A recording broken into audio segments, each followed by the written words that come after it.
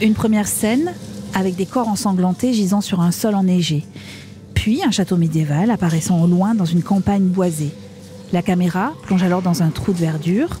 La musique rythme le mouvement jusqu'au fond de ce qui ressemble à un puits.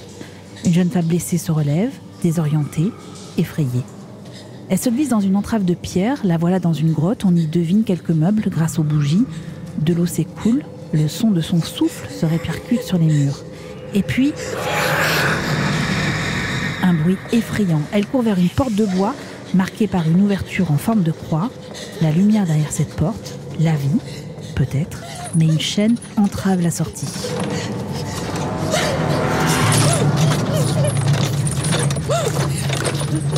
Les livres d'histoire ne parlent jamais de Rebecca. Pourtant, comme un simple caillou peut détourner le cours d'un fleuve, son martyre a tout changé. Bienvenue dans Sérieland, zoom sur la série La Révolution et sur le mythe du vampire noble.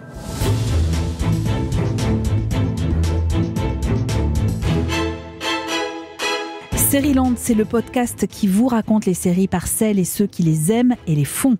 Je m'appelle Eva et je me nourris au quotidien de séries de tous les genres. Tel un vampire, je croque à plein de dents dans ces histoires qui défilent sur mon écran. Certaines hantent mes jours et mes nuits. Alors quand une série historique, se déroulant à l'aube de la Révolution française, se mêle à un récit fantastique avec des êtres assoiffés de sang, mon cœur bat un peu plus vite à chaque nouvel épisode. La Révolution débarque sur Netflix et avec la résurrection d'un mythe, celui du vampire noble. Avec mon équipe de sérivores composée de Clémence, Margot, Patrick, notre voix, on a replongé dans ces histoires effrayantes. Pour l'occasion, nous avons invité Hugo Bimard à nous rejoindre, auteur, réalisateur. Il est notamment le fondateur d'une web-série très réussie intitulée Confession d'histoire. Il a vu La Révolution et d'autres séries historiques qu'il souhaite nous conseiller. Et nous aussi, on a quelques pépites à vous recommander. Sérieland, épisode 12. Pour commencer, il fallait mettre au point une question fondamentale concernant la nouvelle série française disponible sur Netflix, La Révolution. Nous sommes en 1787, Joseph Guillotin, qui a fait adopter la guillotine comme moyen d'exécution pendant la Révolution française, enquête sur une série de meurtres mystérieux. Pendant que la révolte du peuple gronde, il découvre un nouveau virus, le sang bleu, une maladie qui se propage au sein de l'aristocratie et transforme les nobles en des bêtes assoiffées de sang. Mais alors, série historique ou série fantastique, la parole est à Hugo Bimard. Bonjour.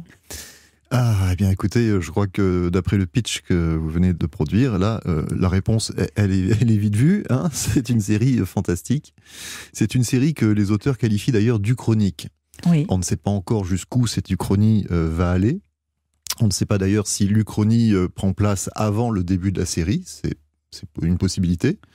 On verra peut-être avec l'avis un peu plus géopolitique à Versailles si on est dans une configuration différente de ce qu'on connaît nous de l'histoire.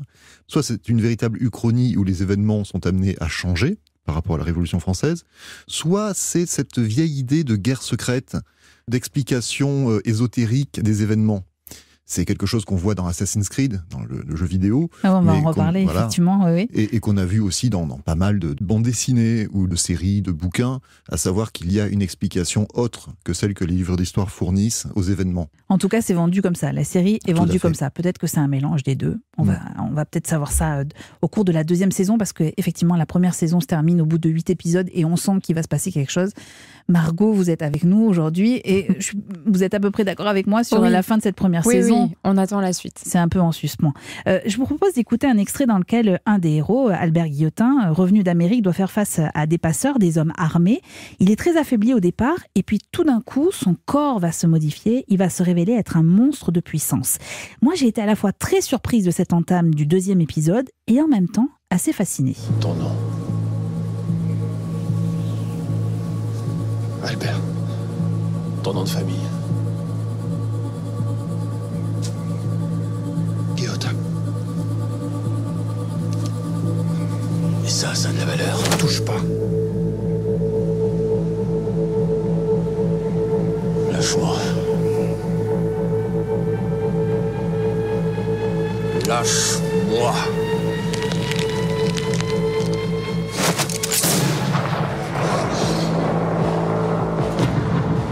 Les petits craquements que vous venez d'entendre sont le corps d'Albert Guillotin qui est en train de se transformer tel un loup-garou.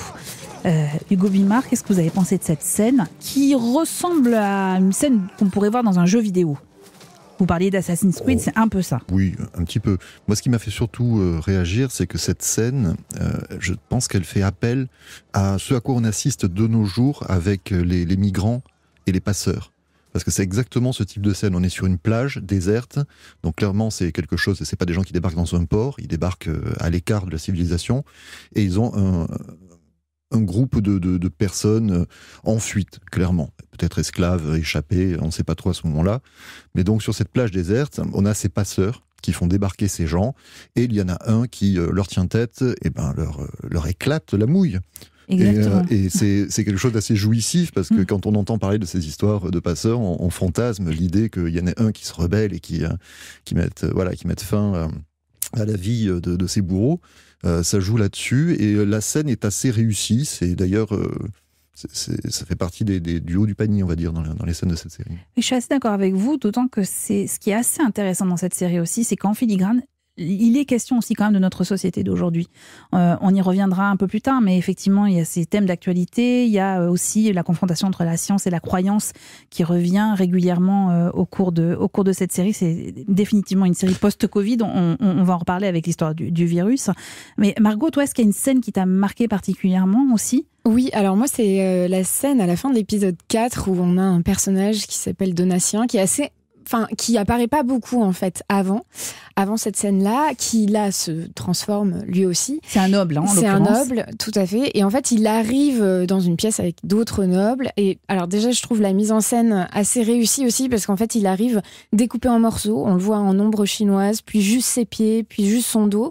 Et puis la musique sur cette scène est très réussie, parce qu'en fait, c'est la sarabande d'Handel, mais qui très vite va être complètement déformée, va devenir très grinçante. La musique, c'est celle de Seyset, c'est un compositeur de musique électro français.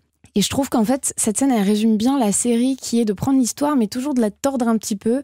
Et là, la mise en scène et la musique accompagnent bien cet esprit-là. Musique omniprésente. Un peu comme dans les jeux vidéo, oui. On est d'accord. Un peu trop. Un peu trop, on est d'accord tous les trois. Je pense que même sur des parties dialoguées, voilà, c'est un peu... Tout le temps. Un petit peu dommage. D'où vient ce mythe du vampire noble, Hugo Bimard, qui transparaît en fait quand même tout au long de cette série La Révolution ? En fait, le vampire, il est associé à la noblesse dès l'origine, puisque on sait bien que la principale inspiration de Bram Stoker, c'était Vlad dit l'Empaleur, Tépès, Vladislav III, prince de Malachie. Et donc c'est dans la noblesse dès le départ que s'inscrit ce mythe-là. Qui va donner lieu à Dracula, pour expliquer. Bram Stoker, Dracula, ça vient de là, ça vient de Vlad l'Empaleur. Et il y a d'autres personnages comme ça dans l'histoire qui ont pu inspirer et se rallier à ce mythe du buveur de sang. Alors on pense aussi beaucoup à la comtesse Elisabeth Bathory. Alors moi que je ne connaissais pas, mais vous m'en avez parlé en préparant cette émission, et donc j'ai découvert la comtesse sanglante, c'est comme ça qu'on l'appelle. Tout à fait. Il y a un film d'ailleurs de Julie Delpy qui s'appelle La Comtesse, qui parle de ça. C'est un personnage historique dont on suspecte que le mythe qui s'est greffé, qui s'est élaboré à partir de son personnage, serait que pour atteindre une forme de jeunesse, elle se baignait dans du sang de jeunes femmes, si possible vierges, j'imagine. C'est toujours mieux, ça marche mieux avec des vierges, je ne sais pas pourquoi. Et donc ce personnage-là, c'est une forme de serial killer qu'on peut peut-être d'ailleurs relier à Gilles de Rais. Mais le problème, c'est qu'en histoire, si on regarde de plus près, il semblerait que ce soit une légende qui a été bâtie et qu'à la base, il n'y a rien de prouvé, et que comme la personne en question était assez riche, et qu'en plus, le roi de l'époque avait contracté une dette auprès d'elle, il est possible qu'elle ait été un petit peu mis hors jeu avec une campagne de bashing. À l'époque. Elle n'a pas été condamnée, mais enfin, elle n'a pas été condamnée à mort, mais elle a été condamnée à être en résidence surveillée, on va dire, jusqu'à la fin de ses jours. Mais ça fait partie de ces personnages qui, dans l'histoire, sont comme ça des des gens qui sucent le sang de personnes, alors soit des plus pauvres, parce qu'il y avait des histoires comme quoi sa famille maltraitait ses serviteurs, soit en tout cas des plus jeunes pour leur tirer, leur extirper leurs qualités et les faire siennes. Alors, il y en a quelques-uns de vampires dans cette série qui vont sucer le sang, notamment des pauvres, de la population. Il y a une autre dimension dans Révolution, c'est le virus, ce sang bleu qui est inoculé aux nobles pour les rendre puissants et immortels. D'ailleurs, si je peux me permettre, on n'est pas tout à fait dans le vampire à 100%, on est aussi dans l'infecté. C'est ça. L'infecté étant une variation du zombie. Parce qu'il y a le zombie qu'on connaît, classique, qui est mort et ressuscité, et puis il y a l'infecté, qu'on voit plus dans 28 jours plus tard, et ce genre d'œuvre. Et là, on est vraiment dans un mi-chemin entre les deux, c'est-à-dire que la figure du vampire se dessine seulement progressivement. Au début, on est plus dans une contagion de type, comme dans Le Dernier Train Probusant, etc. Il faut avoir chopé le virus pour devenir un vampire dans Révolution. Voilà. On est dans une série post-Covid. Je ne sais pas comment vous analysez ça, Hugo Bimard, cette dimension médicale. Je pense que chaque époque aurait pu projeter quelque chose. Dans les années fin 80, début 90, on aurait peut-être pu parler du sida, où il y a toujours un contexte médical qui fait qu'on va projeter des choses sur un mythe, en l'occurrence le vampire. Ce genre historico-fantastique n'est pas nouveau, Hugo. Les anglo-saxons en raffolent. Vous avez d'ailleurs un point commun avec Margot. Vous avez vu tous les deux un film dont j'ignorais l'existence, et c'est ça. Et j'ai entendu, pour ainsi dire, un coup de tonnerre. J'ai regardé et j'ai vu la mort qui me disait « Viens voir ». L'histoire préfère les légendes aux hommes. Les discours enflammés aux actes silencieux. L'histoire se souvient des batailles et oublie le sang versé. Si jamais l'histoire se souvient de moi, quand je n'étais pas encore président, elle retiendra seulement une infime partie de la vérité. Margot, qu'est-ce que c'est que ce film ? Abraham Lincoln, chasseur de vampires, sorti en 2012. Alors je l'ai vu parce que j'ai perdu en Paris. Voilà, on est d'accord. Mais je regrette pas. C'est vraiment un film hyper intéressant. Donc l'histoire, c'est Abraham Lincoln qui découvre qu'il y a en fait des vampires qui infestent les États-Unis et qui va les combattre. Mais en fait, derrière ça, c'est surtout une relecture de l'histoire de la guerre de sécession, qui est un épisode hyper traumatisant pour l'histoire américaine. C'est un peu ce dont vous parliez, Hugo Bimard, quand on imagine qu'en fait l'histoire officielle n'est pas forcément la véritable histoire, qu'il y a une histoire dessous. Mais il y a aussi vraiment, je trouve, une dimension politique. Alors je voudrais pas suranalyser un film qui est assez dispensable, on va pas se mentir.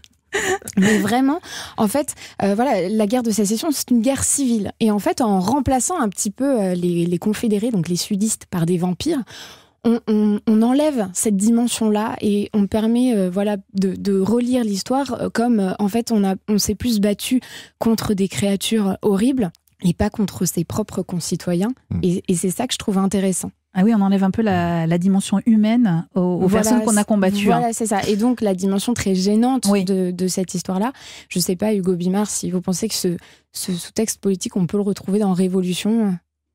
Ah bah clairement. Là, clairement, oui, ça donne une légitimité à zigouiller tous les nobles et à décapiter la noblesse, puisque la décapitation étant évidemment, par le pieu dans le cœur, le seul moyen de vaincre un vampire, forcément, ça devient la solution parfaite. D'ailleurs, le cœur du pitch est là, c'est ça qui est intéressant, c'est de mettre en relation la surutilisation de la guillotine pendant la Révolution, avec la capacité qu'elle a en séparant la tête de son hôte, à mettre fin à la vie éternelle du vampire. Ce Abraham Lincoln devenu Van Helsing, c'est rigolo parce que c'est exactement là-dedans qu'on pourra parler aussi du pacte des loups. Oui.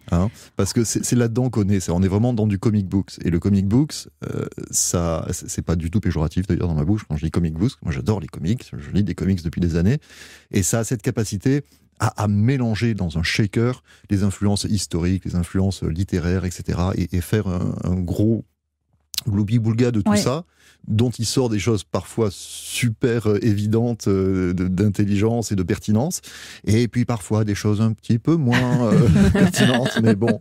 Oui, mais alors c'est tout à fait le point que je voulais aborder avec vous, parce qu'on sent d'ailleurs ces œuvres de fiction, et Révolution en est l'exemple, le poids de ce qu'on appelle la culture geek et du jeu vidéo notamment. On parlait d'Assassin's Creed tout à l'heure. Difficile de ne pas y penser quand on regarde, ne serait-ce que le traitement de l'image. Il y a beaucoup d'images de synthèse notamment. Est-ce que ça... Qu'est-ce qui... Vous tiquez, Hugo Bimard? Non, mais non, c'est parce qu'il y a ce plan de la ville Et oui. en synthèse et qui sent beaucoup la synthèse et qui est utilisé, réutilisé, et qui est assez, je trouve, assez différent de ce qui est ensuite dans les rues, et ça manque de lien un peu entre les deux. C'est-à-dire qu'on a toujours ce plan-là qui revient tout le temps, avec la prison au milieu. Mais sur l'aspect graphique et, on va dire, visuel, j'aurais beaucoup de choses à dire. Mais est-ce que cette culture geek, elle a transformé l'écriture des séries, d'après vous? Est-ce qu'on a vu apparaître de nouvelles séries grâce à ça, ou grâce ou à cause, si on n'aime pas cette culture-là, mais est-ce que ça a changé quelque chose? En fait, en France, on n'est pas très mélange des genres. Traditionnellement, dans les pays anglo-saxons, leur référence absolue en termes de dramaturgie, c'est Shakespeare. Shakespeare, c'est du mélange des genres. Dans Shakespeare, il y a de l'humour, il y a de la magie, il y a des combats, ça pète, ça explose, etc. Il y a vraiment de tout, et c'est le modèle de l'entertainment, on va dire, à l'anglaise, et donc par extension à l'américaine. En France, on a plus une tradition au niveau du théâtre qui est celle de la comédie de mœurs, avec Molière. Donc voilà, Shakespeare versus Molière. On en revient toujours un peu à ça. Même si il y a toujours une exception, à savoir l'univers vernien, Jules Verne, qui a inspiré Méliès, etc. Donc il y a aussi quand même une tradition un peu plus genresque, on va dire, en France. Mais malgré tout, on reste assez, le théâtre classique, unité de temps, de lieu, etc. D'où d'ailleurs des séries assez classiques comme Les Rois Maudits, ou même Versailles, qui est une version plus moderne de l'histoire de France, mais on est quand même dans du récit très classique. Oui. L'apparition de vampires, en termes de série, on parle du Pacte du Loup après, mais c'est vrai que... Alors, le Pacte du Loup, par contre, ça c'est vraiment un essai de divertissement à la geek, on va dire, de geek français.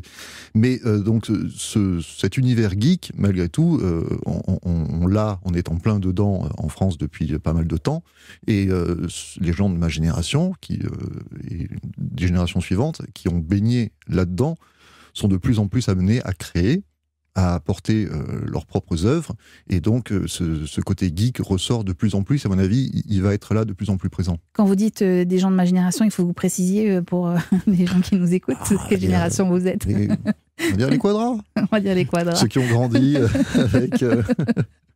Avec quoi? Avec les mangas, avec ça commence un peu avec Star Wars, et puis ça se prolonge jusqu'à Dragon Ball et compagnie. Enfin, c'est là où je m'aperçois que j'ai quelques années de plus que vous. Margot, oui.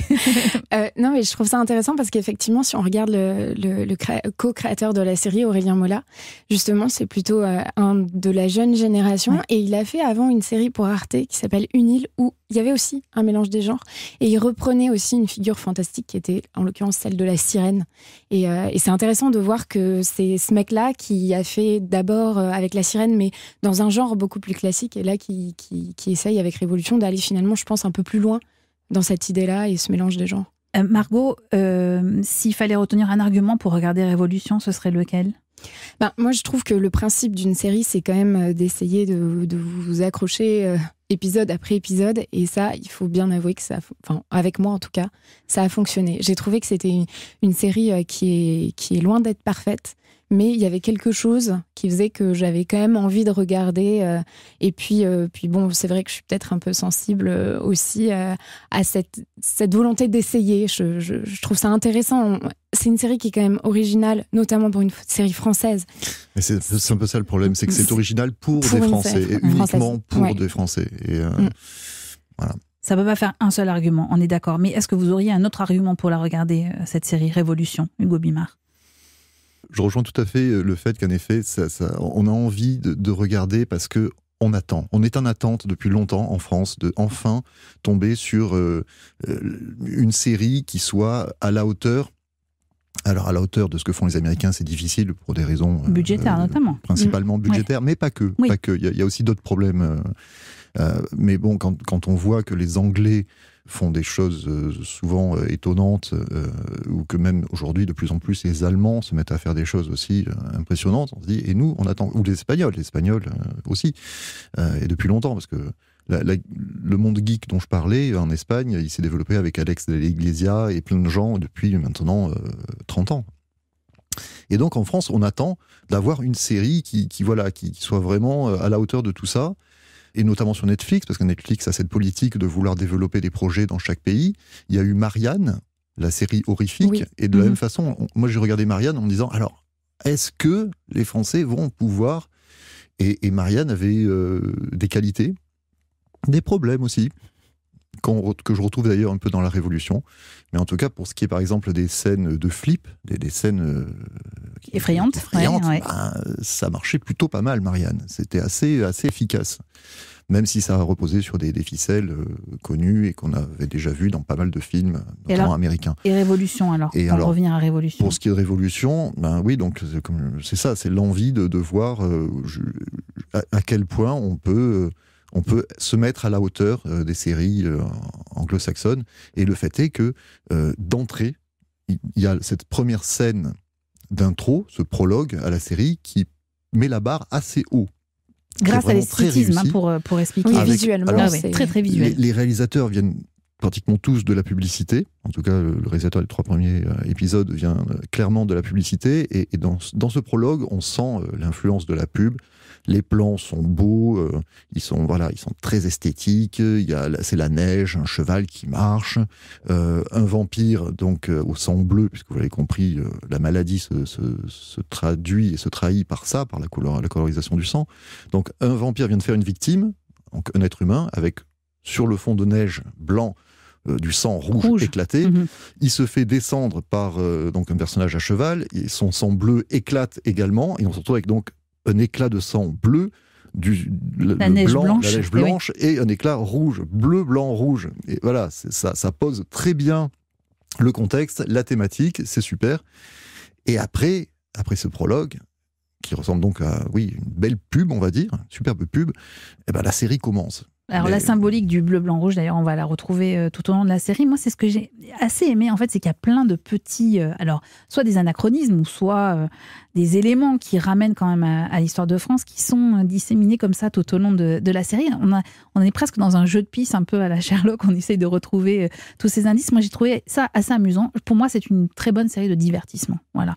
J'en attendais peut-être un peu plus sur le côté historique. Je pensais qu'au départ, c'était une série historique. J'avais pas compris qu'il y avait des vampires qui allaient arriver. Je l'ai vite compris, pour tout vous dire, au bout de 10 minutes, vous comprenez qu'il y a quand même quelque chose d'un peu d'étrange, et la musique vous met bien dans l'ambiance d'ailleurs.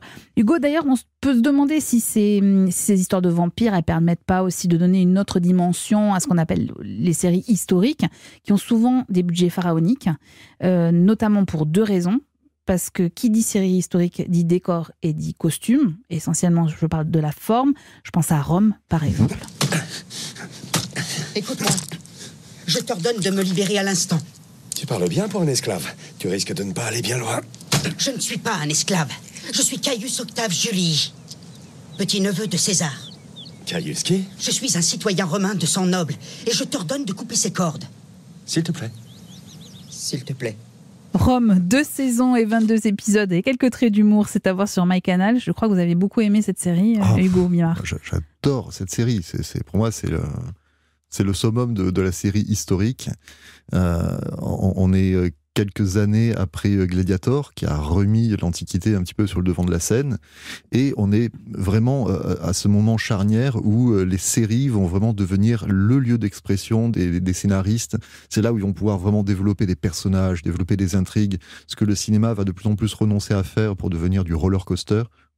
Et les blockbusters d'aujourd'hui d'Hollywood, Marvel et autres, ont leur qualité, mais c'est pas là où on a des personnages travaillés psychologiquement. Et là, dans Rome, oui. Et là, dans Rome, oui.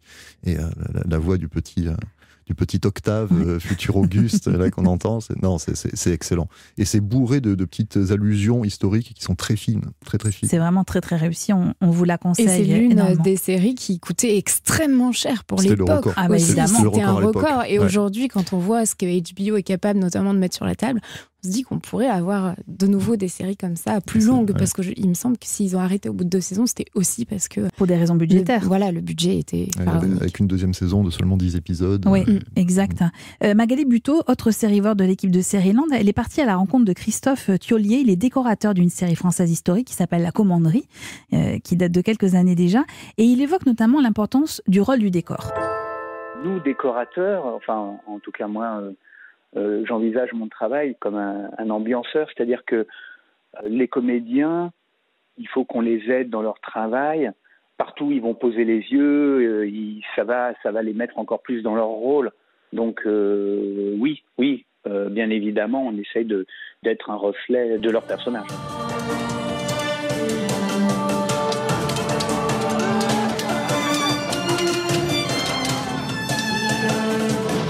Alors, dans Révolution, il y a un vrai château, celui des nobles, et puis en revanche, donc on en parlait tout à l'heure, le village surmonté d'un autre château, une prison dans lequel vivent les pauvres, est en image de synthèse. Et alors, contrairement aux décorateurs qui ne sont pas spécialisés pour une époque précise, moi je pensais qu'il y avait peut-être des gens qui étaient vraiment typiquement rattachés à une époque, à une période.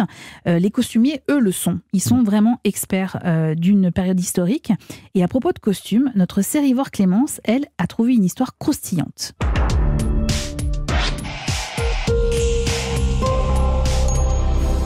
Clémence Olivier, agent coulisses de Sérieland. Puisqu'il est question de séries historiques, j'avais envie de vous parler d'un élément essentiel pour nous transporter dans le passé, le costume. Et une série l'a bien intégré, c'est Downton Abbey.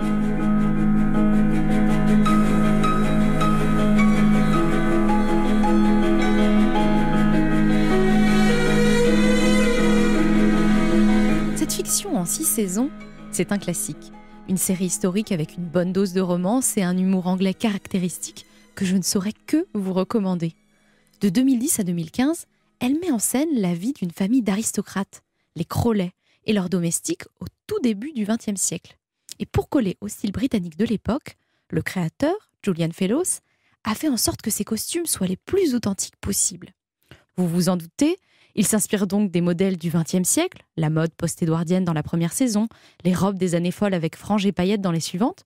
Mais attention, les costumières ne se sont pas contentées de fabriquer des copies. Elles ont été jusqu'à utiliser des tissus d'époque pour le grand déplaisir des acteurs et des actrices.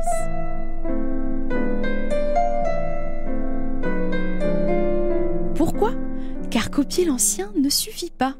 Le créateur de la série est un perfectionniste. Il veut qu'un maximum de tissus soit d'origine. Mais le problème avec ces tissus, c'est qu'ils sont fragiles et donc qu'ils ne se lavent pas. Cette anecdote, c'est l'une des actrices, Sophie McShura, elle joue l'aide cuisinière Daisy, qui l'a racontée au Daily Mail en 2013. À l'époque, la costumière de la série durant les premières saisons, Susanna Buxton, interdit que la première tenue de la domestique, un ensemble à fines rayures roses et une blouse beige, soit nettoyée. Laver la robe, même à sec, c'est prendre le risque d'abîmer les tissus anciens utilisés pour la fabriquer. Surtout, l'œil avisé du spectateur pourrait s'offusquer d'un tablier trop propre, alors que dans les années 1910, peu de domestiques s'offrent le luxe de laver régulièrement leurs toilettes. Bref, pour que la tenue soit crédible, historiquement authentique, elle se doit de rester sale, imprégnée de taches de gras et de transpiration. Et tant pis si l'actrice doit la garder pendant 2 saisons. Vous vous habituerez vite à notre façon de faire. Si vous entendez par là que mes habitudes diffèrent des vôtres, alors oui, vous avez raison. Quand on joue les aristos dans Downton Abbey, les contraintes sont un peu différentes. Sur le tournage, les actrices changent bien plus régulièrement de tenue que celles qui jouent les domestiques. C'est ainsi que vivait l'upper class britannique. Mais les vêtements, lourds pour certains, hyper fragiles pour d'autres, ne sont pas toujours faciles à porter. Et ils ne sont pas non plus lavés.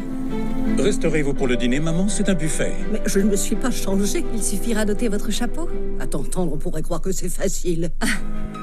En fait, seules les pièces les plus robustes sont nettoyées à la main et séchées à plat, comme cela aurait été fait au début du XXe siècle. Alors, pour éviter les odeurs et offrir aux actrices davantage de confort, la costumière a trouvé une astuce. Elle a fait coudre des patchs en tissu sur les robes des comédiennes, juste au niveau des aisselles. Et ce sont ces patchs qui sont régulièrement nettoyés.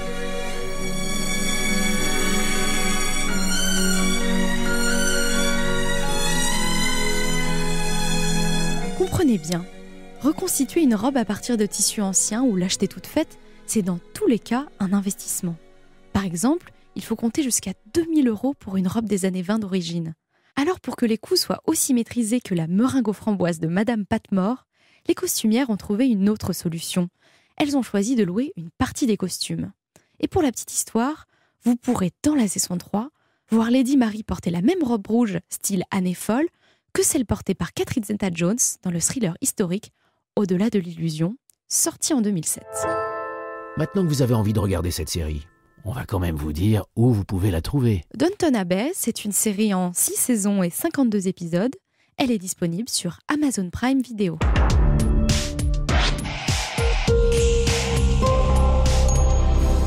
Hugo Bimard, votre web-série Confession d'histoire est en costume. Oui. Est-ce que vous avez lavé les costumes ? Les tournages ne durent pas longtemps, donc on n'a pas beaucoup l'occasion de les salir. Ça veut dire non, ça. Je crois qu'il les a rendus sales. On les rend sales, mais pas trop, parce que sinon on nous facture, les loueurs facturent de l'argent en plus. Non, mais par contre, je voulais dire quelque chose, c'est que il y a un truc qui marche très très bien, c'est de pchiter de la vodka.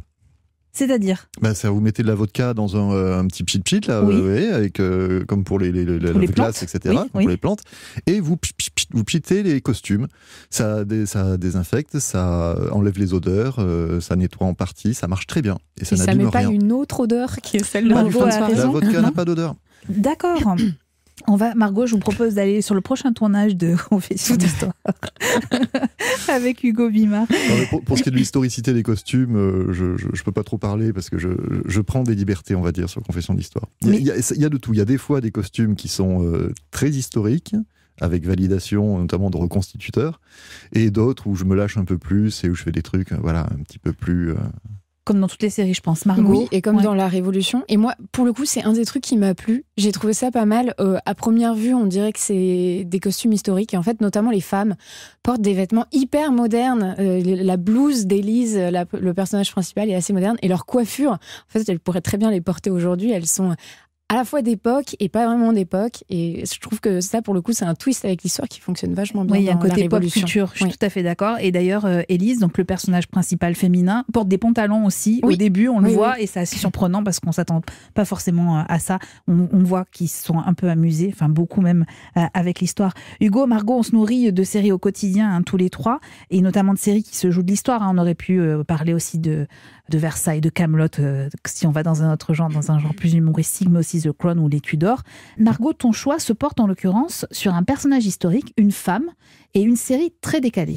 Oui, comme La Révolution, c'est aussi une série qui joue avec l'histoire, qui la prend comme décor, comme prétexte, mais assume de s'en éloigner et de faire des pas de côté. Ça s'appelle The Great, c'est diffusé sur la plateforme Starzplay, et nous voilà partis au XVIIIe siècle, à la cour impériale de Russie.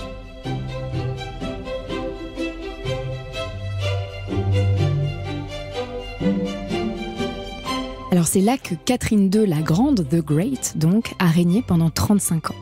Mais avant d'être impératrice, Catherine n'était que la femme de l'empereur Pierre. Et c'est ça que raconte la série, l'histoire d'une toute jeune fille qui arrive à la cour pour être mariée avec un homme qu'elle n'a jamais vu. Elle est fleur bleue, déjà pleine d'amour et de bonne volonté, mais leur première rencontre ne se passe pas vraiment comme elle l'avait imaginé. Je vous prie d'accepter ce rameau d'épicéa. C'est un arbre à feuilles persistantes, le symbole, j'espère, des sentiments que l'on éprouvera l'un pour l'autre. Elle m'offre une brindille, elle n'est pas demeurée, rassure-moi. Il ne m'en a pas été fait mention. Je tenais à vous remercier pour votre lettre pleine de sentiments nobles et poétiques. J'ai écrit une lettre. Nous avons griffonné 2 ou 3 mots à la... Voyez-vous ça?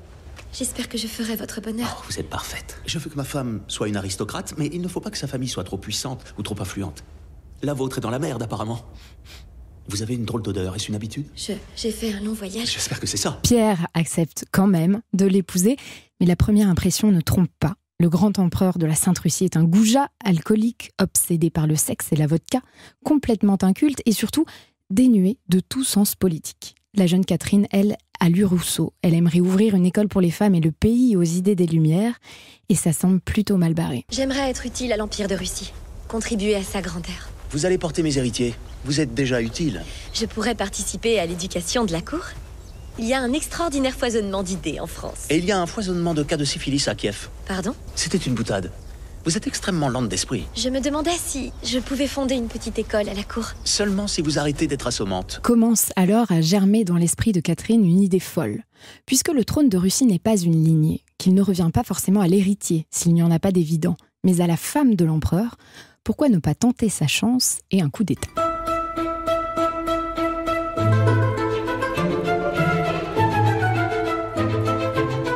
Comme la Révolution, The Great respecte une trame historique. Après tout, Catherine II s'est bel et bien débarrassée de son empereur de mari afin de prendre sa place, c'était en 1762. Mais pour le reste, la série prévient dès le début de chaque épisode, elle n'est qu'occasionnellement appuyée sur une histoire vraie.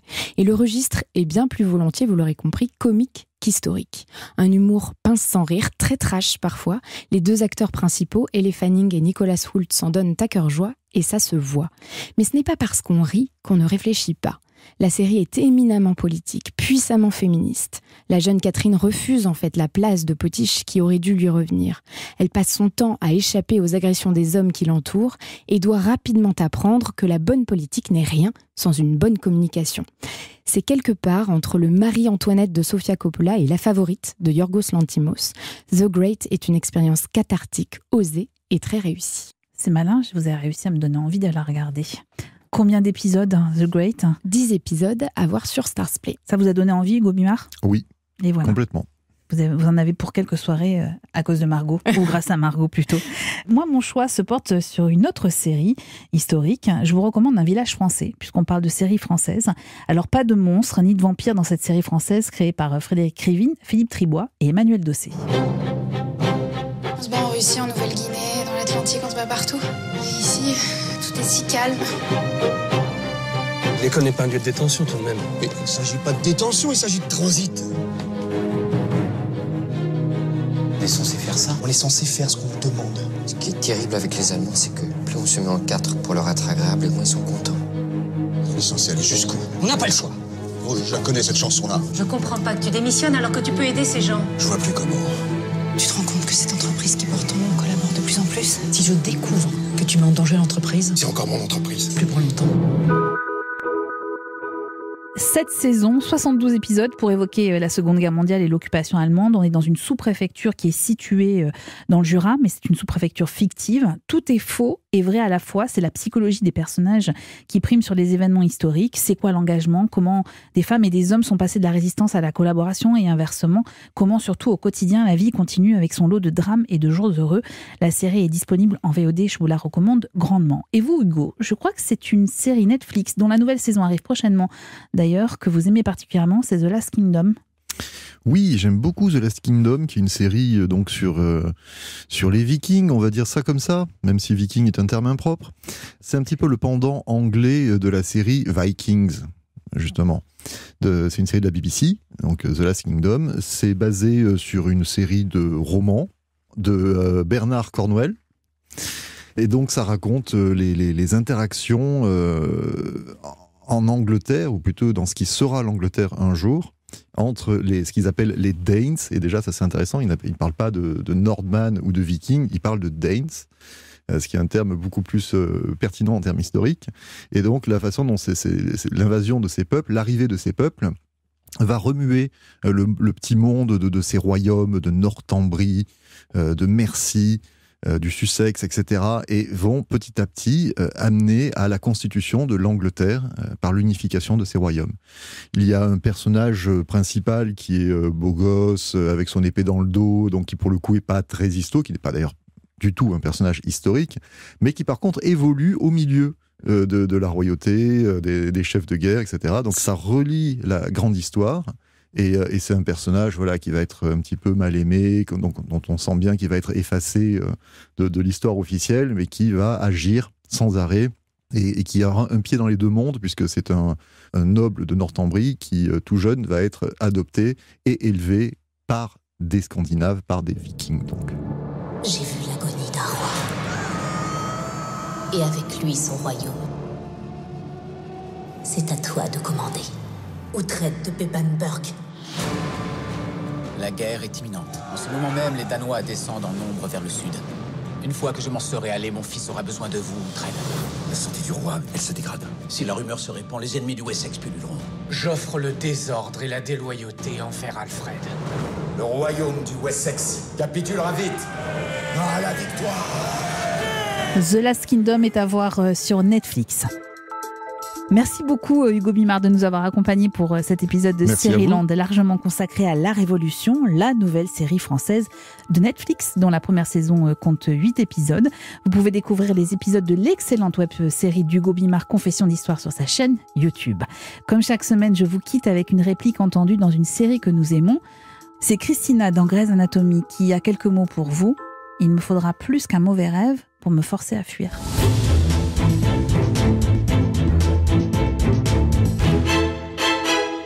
La semaine prochaine, 2 nouveaux épisodes de Seriland vous attendent. Il sera question de casting, d'actrices et d'acteurs, et pas seulement, et tout ça grâce à la 4e saison de 10% qui arrive sur France 2. Seriland est un podcast d'Europe 1 Studio, produit par une fée, Adèle Ponticelli, réalisé par Christophe Pierrot et préparé en coulisses par Clémence Olivier, Magali Buteau et Tristan Barraud. Si cet épisode vous a plu, écoutez le suivant qui arrive très vite, et puis surtout, je compte sur vous pour en parler, commenter, nous dire aussi quelles sont vos séries préférées. Rendez-vous sur le groupe Facebook Seriland. Attention, vous le savez, dans Seriland, il y a une règle et une seule, pas de spoil. Et puis abonnez-vous, comme ça, on ne se quittera plus.